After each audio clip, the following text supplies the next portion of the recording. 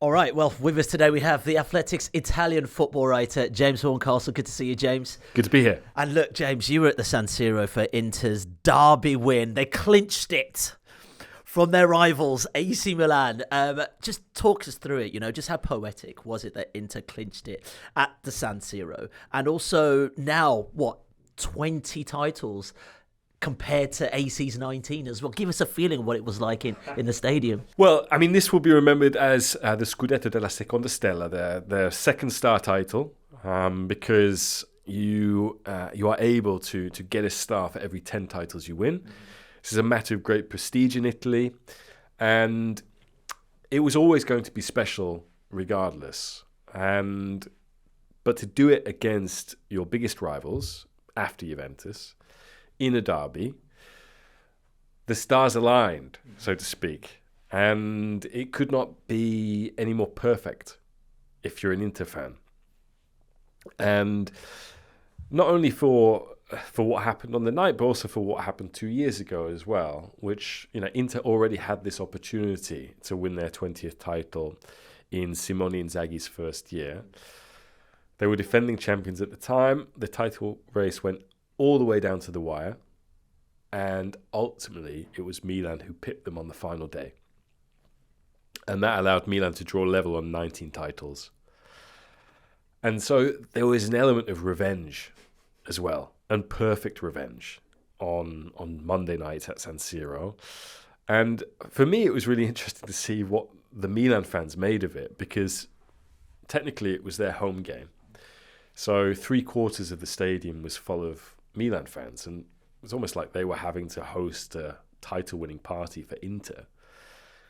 And the two ends at San Siro, they talked to each other constantly during the game. They talked to each other with chants, they talked to each other with banners. And so some of the banners at the Milan end were unfurling during the game. It felt like it was one of those kind of "Are you okay, hun?" moments, in that they had one banner which was like, "Mathematics is not an opinion, it's a fact. You've only won 19 league titles on the pitch." That alludes to Inter being handed a league title in 2006 after the Calciopoli scandal by an Italian Football Federation tribunal.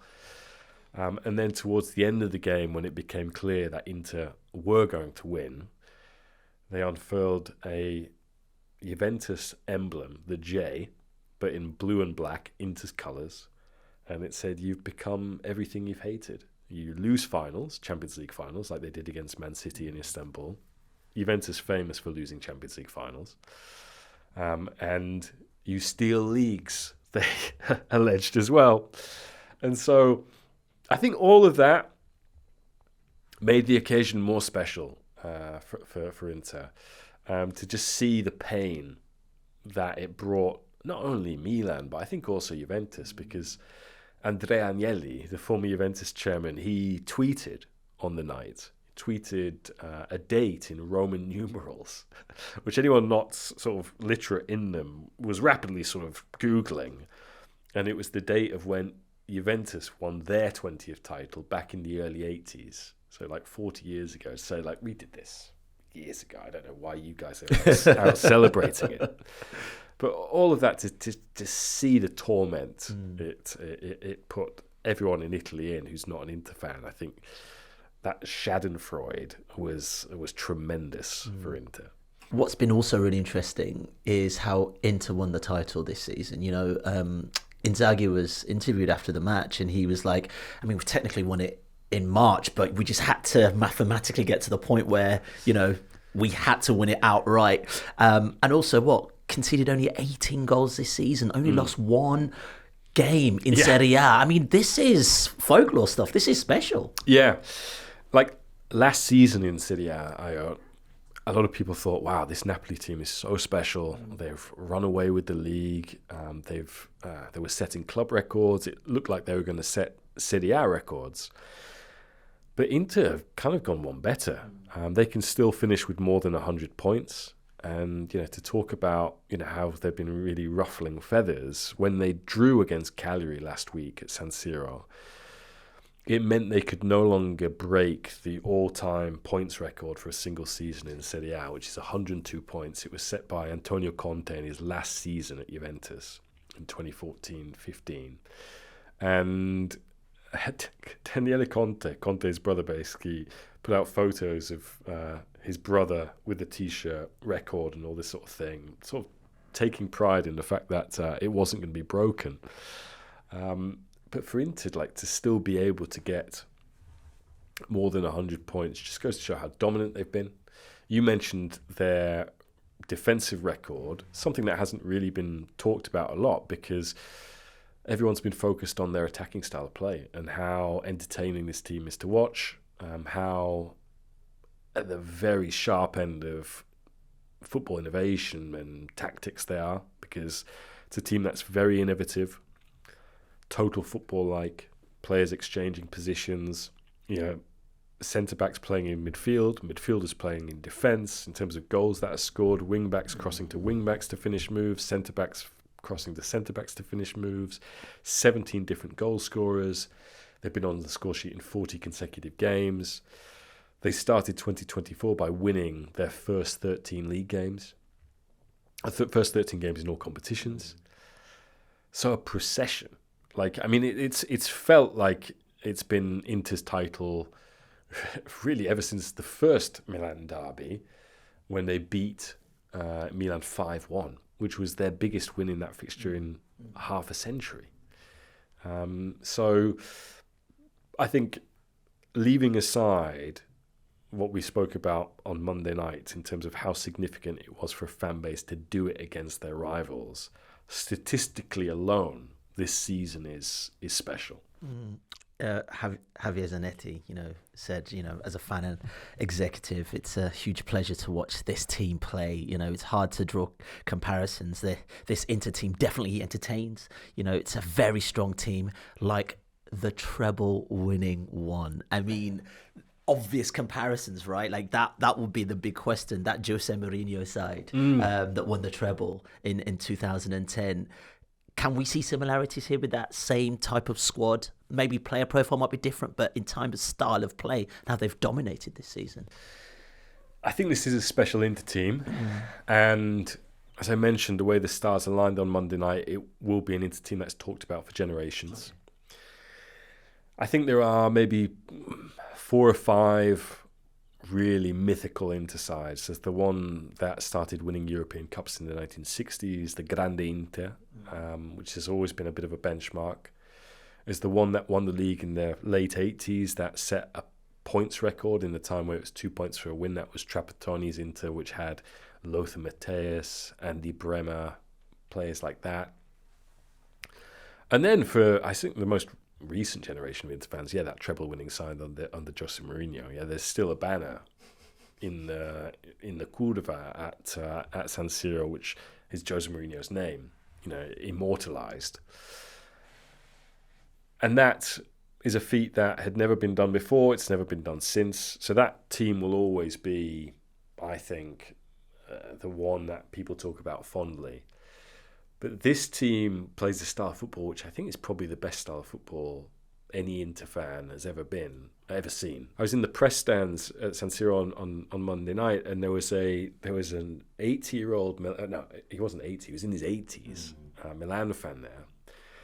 And he will have seen a lot of great Milan teams.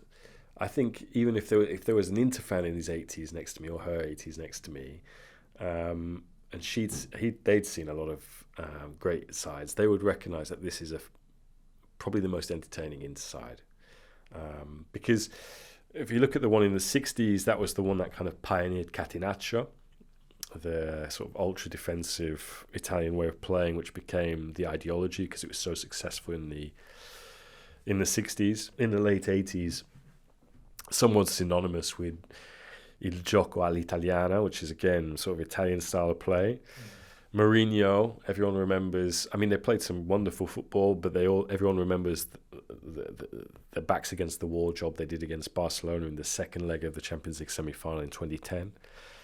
This Inter side has just been a joy to watch. And as I said, is very much in step with what we all think of as quote unquote good football in today's age, which is slick in possession, great pressing, bit different from a lot of the other sides that we associate being at the vanguard of football at the moment, because they play with two strikers.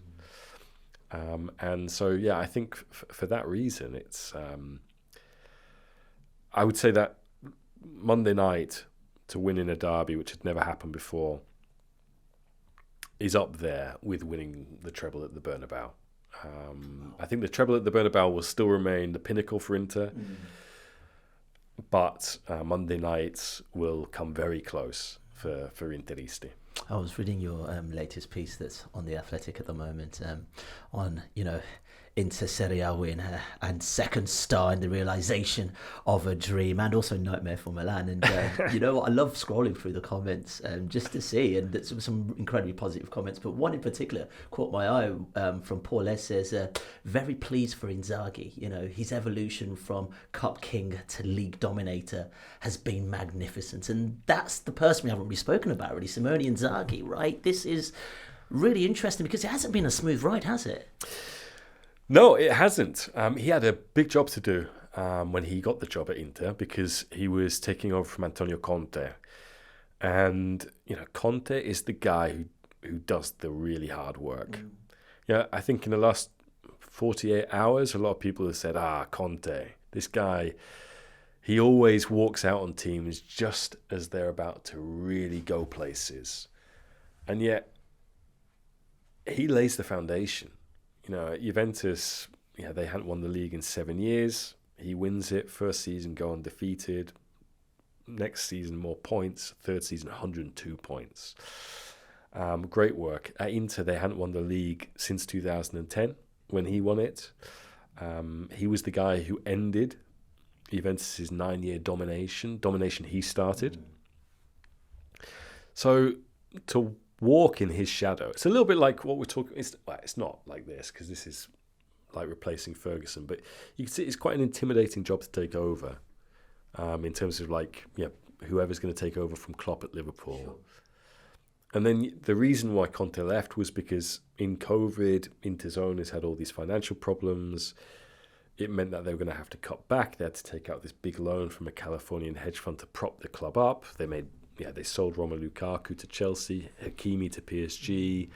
It didn't, for a new manager coming in, it's like, who am I going to have to work with here? And Inzaghi, from the get-go, I remember his first game, I think it was against Genoa, blew them away. And the title race went down to the final day. They should have won it. And I think this is the thing, with Inzaghi, is that if there's one knock, Inter should have won 3 of the last 4 titles, maybe, rather than 2. One with him, one with Conte, because it feels like this has been a bit of a dynasty in disguise. Right. They've been cleaning up. They've been to a Europa League final, Champions League final. They've won the Coppa Italia twice, Super Cup twice. They've won the league twice now.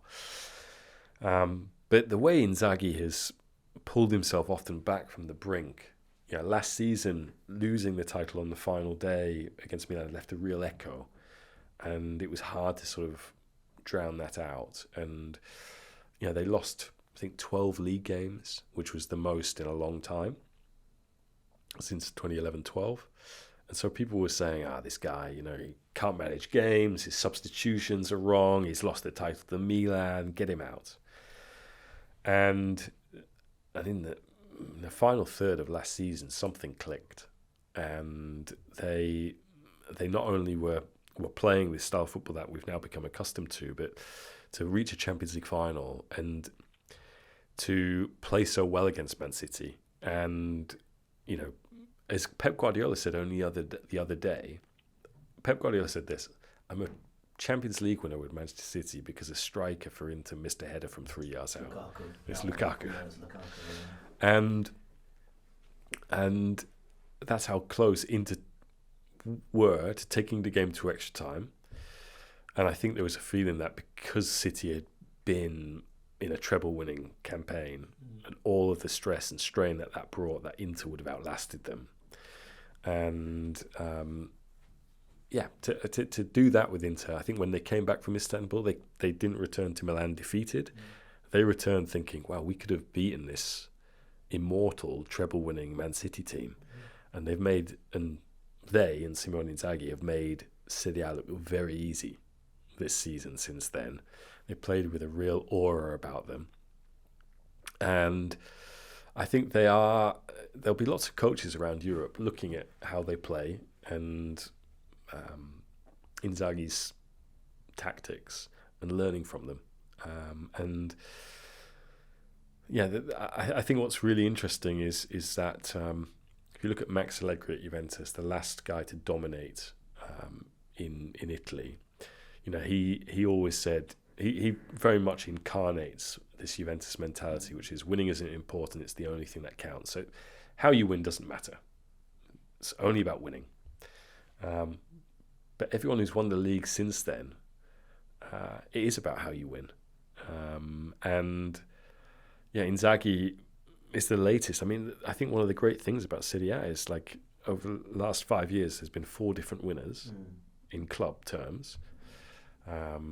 Juventus, Inter, Milan, Napoli, Inter again. But they've all been coached by different guys. 5 different coaches have won the league in the last 5 years, which I think goes to show the kind of the depth of coaching in Italy. And also, like, it really keeps these guys sharp. They have to keep innovating, have to keep changing. And I think Inzaghi has shown himself to be the best of them all, really. Does that show a different style of Italian football than we're accustomed to? Yes. We think of the old defensive fortresses of the past. You've talked about this. Yeah. And, you look at now a team that plays on the front foot, super attractive. You compare that to Bayern Munich, compare that to Manchester City, compare that to the Arsenals of this world. Do you know what I'm trying to say? Is this a new evolution of Italian football with him at the helm of it? Really? Absolutely. I think that's a great point. All of the guys who've won the league since Allegri incarnate this front foot, attacking, pressing style of football.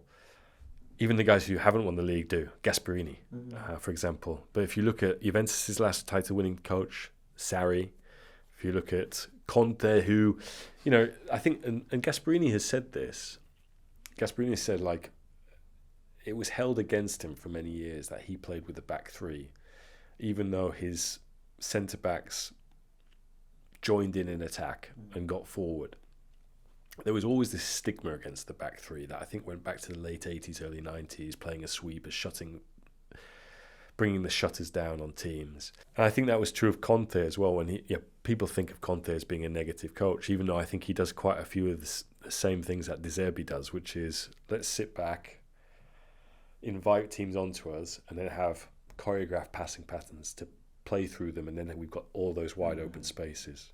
So you've got Sarri, an attacking coach who wins the league with Juventus, Conte with Inter, Pioli with Milan, Spalletti with Napoli in particular, and Inzaghi with Inter. And all of those guys, I would say, are part of this post-Arrigo Sacchi, players who grew up with Arrigo Sacchi's team and being able to implement some of the concepts that they've seen from him. I never thought Catenaccio in the 60s reflected Italy. I always think when people think of Italy, they think of style. They think of incredible beauty in terms of to a certain degree. Exactly. And I think this is the true Italian football now. And I think that's why some of the other coaches have been left behind and find it difficult to cope in this new environment, if you like. I mean, one thing we haven't spoken about is a slight uncertainty about what's going to happen with Inter as a club next. We talked about, Inter in our Clubs in Crisis series and, this huge debt looming over them from a loan that their president has taken out. I mean, what's the situation with that this moment in time? You have a team that's playing this front foot football, everything's looking great, but no one really knows what's actually happening with the club. Yeah, that's exactly the state of play at this moment in time. I mean, Steven Zang, the president of the club, he wasn't at the title celebrations. He was at a sporting event in the last 7 days. That was the Shanghai Grand Prix. And, you ask yourself, okay, if you can go to the Shanghai Grand Prix, why can't you go and celebrate Inter's 20th title? It's a historically significant moment. But he's busy trying to refinance the loan that they took out in COVID. It's a loan that the company, his family set up, took out. It's not been a debt that's loaded on Inter.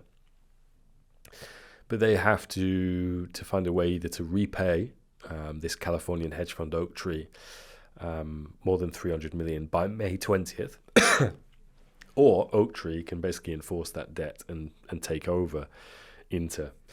Now, Suning are in talks with Oaktree about refinancing it. Suning are also in talks with another fund called PIMCO, which would give them money to pay off Oaktree. Which, to me, if you're taking out money if you're taking out a loan to pay off another loan, but I mean the reason we wrote that club in crisis section on Inter, obviously it was part of a series. The interesting thing is that there's been litigation brought against Steven Zhang, separate from Inter, by China Construction Bank over unpaid debts. Recently the Court of Appeal in Milan found in favour of China Construction Bank when it came to actually saying, okay, the ruling in Hong Kong about those debts that need to be paid is also valid in Italy. And so he hasn't been in Italy now since last year's Champions League semi-finals. So it's going to be very interesting to see what happens between now and May 20th. The club seems to be optimistic that he can stay on and still be the owner. But I think if you're, again, looking to refinance a loan, it brings about questions, well, can you keep growing the club? Is the club's strategy still going to be to sell one or two or maybe even three of its top players every year and sign players on free transfers? Can you really go about funding and building a new stadium if you're continually in this situation of kicking an expensive can down the road? So, yeah, that's one of the big question marks that has been looming over Inter, but I think also Italian football over the last 3 years, because Inter have been the most successful club. They are in terms of brand Serie A, people are now talking, tuning in to Serie A to watch Inter. And I think it's important for the league and its development over the next 5, 10, 15 years that this situation gets resolved and the likes of Inter and Milan are able to maybe partner on a stadium and push Italian football forward. Because certainly if Italian clubs are to close the gap with Premier League teams, their competitors in Spain, they need to invest in infrastructure that will allow them to make more money and allow them to put that money back into the team, retain their best players rather than having to sell them. So, yeah, it's something that for the next month, or it's actually less than a month now. Isn't it May or something? This month they have to pay back that loan. So right? It's April 24th today. Yeah. This loan is up on May 20th. Yeah. So that will now become the focus. Yeah. As much as everyone's been celebrating in Piazza del Duomo, the title.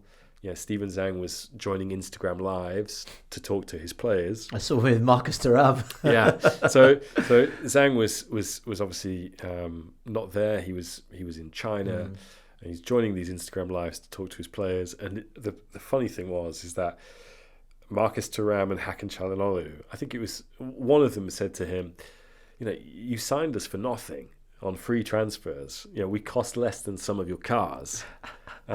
Where's our present? And Thuram in particular was like, I would like a watch. And Zhang said, he was joking. He's like, maybe it was a mistake to accept the invite to this Instagram Live. But his absence has been, conspicuous, I would say. And I think, there haven't been enough questions about it, I think, in sections of the Italian papers, because it's a massive story. Yeah.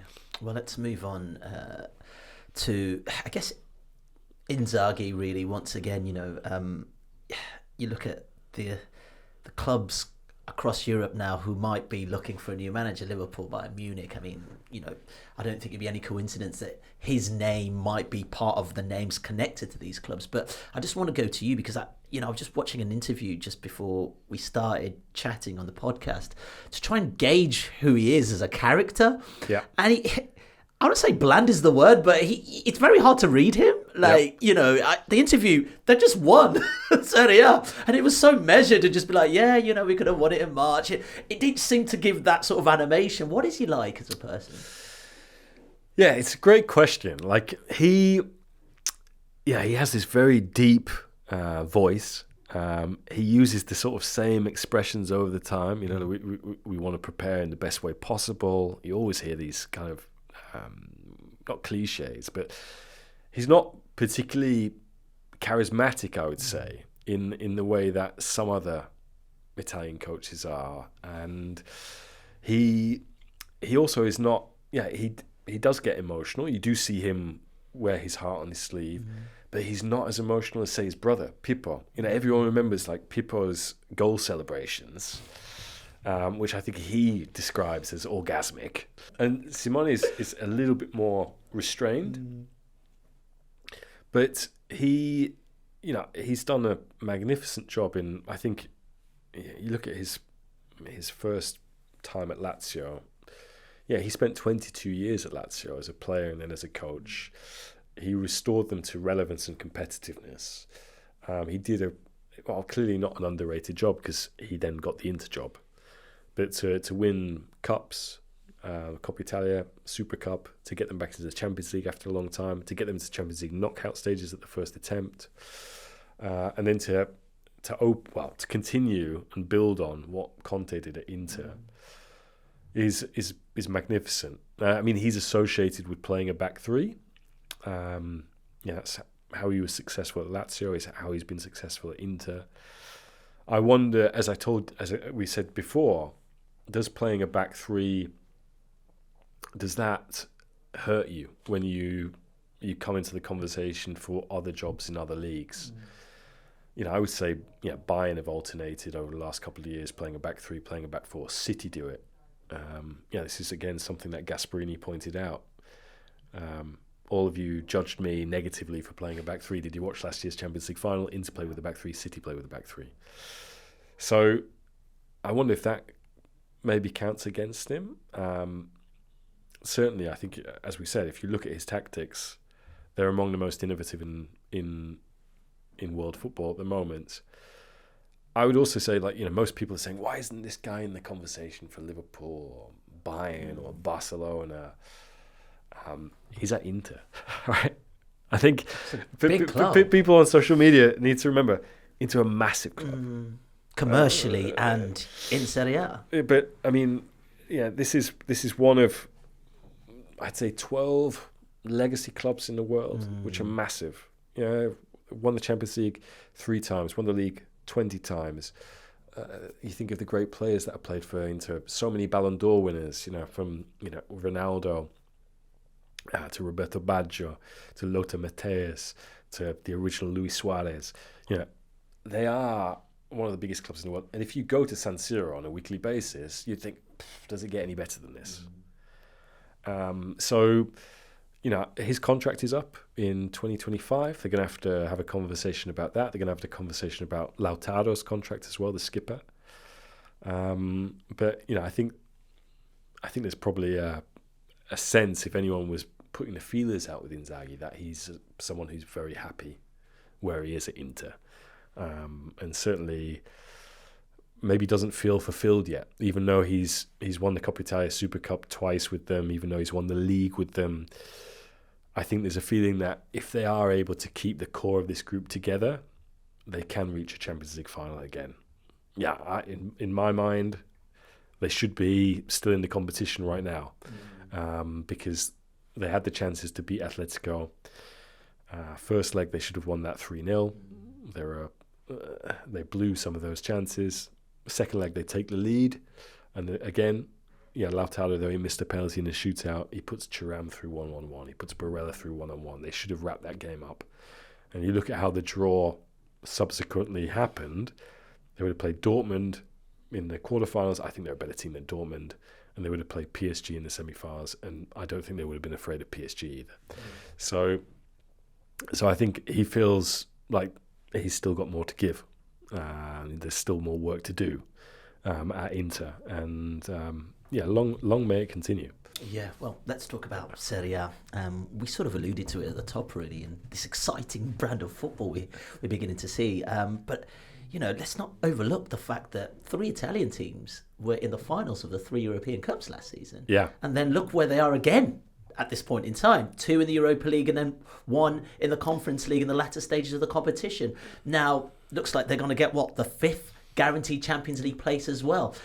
I'm just going to say it simply. Is Serie A back? Well, I mean, that was the caption of a advertising campaign that Serie A put out this time last year, which is Calcio is back.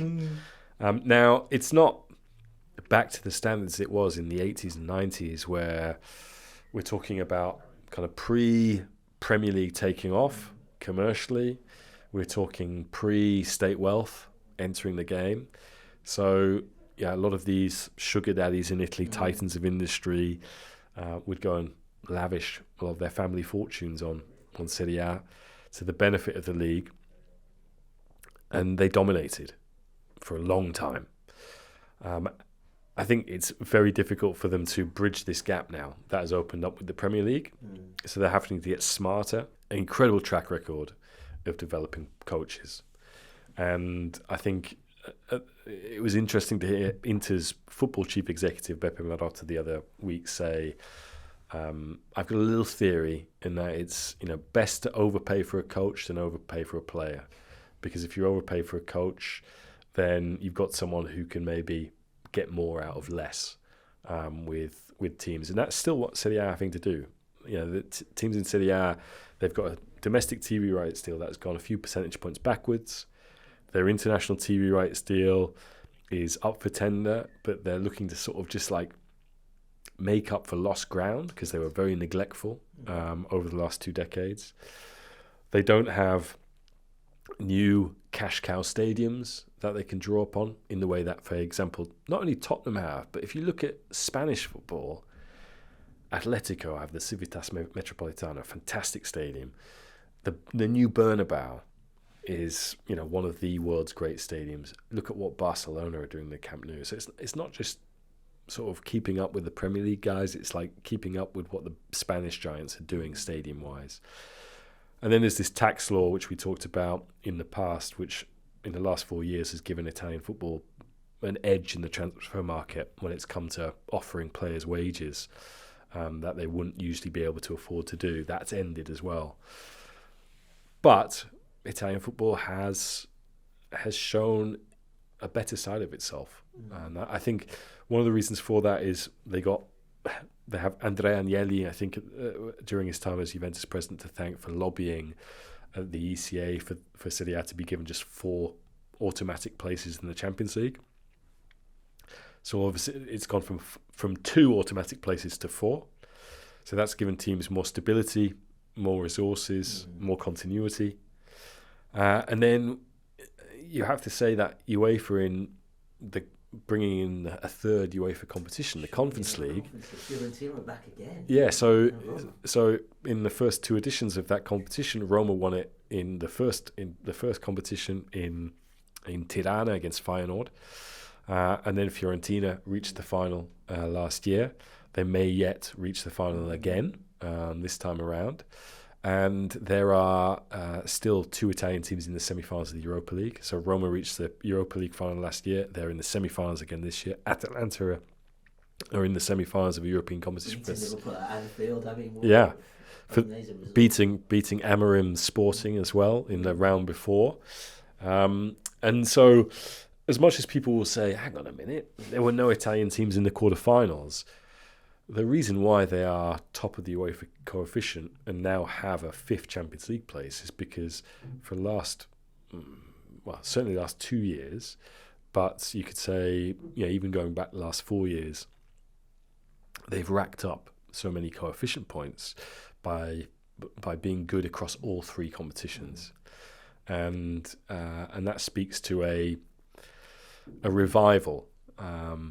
It's not a restoration of what happened in the 80s and 90s, but certainly you can say that the league is more competitive in Europe than it's been in a long time. Fantastic. Well, that was what I was going to ask you. Is it more competitive in that respect within the league? Because you look at the rise of a team like Bologna under Thiago Motta. I mean, it's quite fascinating, that little story, isn't it? Yeah. How do you see Serie A? Because we've done a piece on it and used an algorithm to kind of look at which are the most competitive leagues. It does rank fourth behind La Liga and also the Bundesliga. Do we see a point now where Serie A now you're seeing teams fighting tooth for tooth? And I think what's great about Serie A is there have been, as I mentioned, 4 different title winners in the last 5 years. 5 different coaches have been champion. They were all Italian. And you have these stories where a team actually can, and to be honest, we are seeing it with the likes of Aston Villa in the Premier League this year under Unai Emery, but to have teams that are able to break into that top 4, top 6, like Atalanta did under Gasperini 7 years ago, like Bologna are doing now. Again, that is something that I think is pretty special. Something that, for example, someone like Roberto De Zerbi at Sassuolo, as well as he did, he wasn't able to push the team through into top 4. We mentioned that Serie A will have 5 teams in the Champions League next year. Bologna don't seem to need 5th spot. They're on course to finish 4th, which is an extraordinary job from Thiago Motta, who is part of this young new wave of coaches. I suppose if we talk about the guys who've won the league in the last 5 years, they are all, with maybe the exception of Simone Inzaghi, of an age. They're in their 50s and 60s. So the likes of Sarri, Pioli, Spalletti. Inzaghi played in the 90s, early 2000s. There's now a wave of players who come from the next generation. So the likes of De Rossi, Roma, Thiago Motta, Bologna, guys who played under Gasperini. Motta is one of them, but also Raffaele Palladino at Monza, Ivan Juric at Torino. There's this great ability to create very good coaches that make the league. I've always thought, yes, okay, the Premier League is intense from a athletic and fitness and cardio point of view. That is undeniable. But I don't think the gap is so different, so big. I think where Serie A is intense is in the level of kind of tactical instruction, cat and mouse, that you have chess matches going on, games within games. And okay, the Premier League does have a lot of the best managers in the world. It is really not really caught up tactically, but is at the vanguard. But I think Serie A for a long time, in terms of the amount of mental instruction, the amount of mental intensity that there is, makes it a fascinating league. And I think we are now seeing the fruit of foreign investment. There are lots of, again, all of those teams, with the exception of Napoli and Juventus, who have won titles, have had American investment, Chinese investment. Bologna are sort of Italian-Canadian owned. Obviously, there's been investment from Steve Pagliuca, the kind of co-owner of the Boston Celtics and Atalanta. You look at teams that are going to come up from Serie B. I did a long read on Como, who have, on paper, the richest owners in Italy. He's been making headlines for the last 2 or 3 years. Billionaires from Indonesia. And then you've got Parma, American-owned, Venezia, American-owned.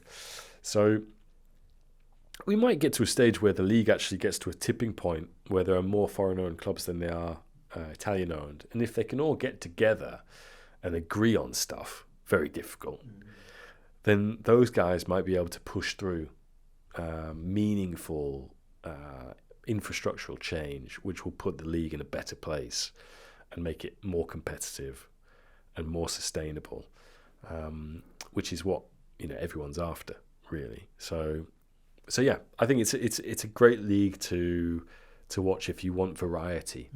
If you don't want to see the same team winning every year. I like that. Let's end it there. That's beautiful. James, thanks so much for your time. And also do not forget to rate and review the podcast. We'll be back tomorrow. Thank you so much for listening.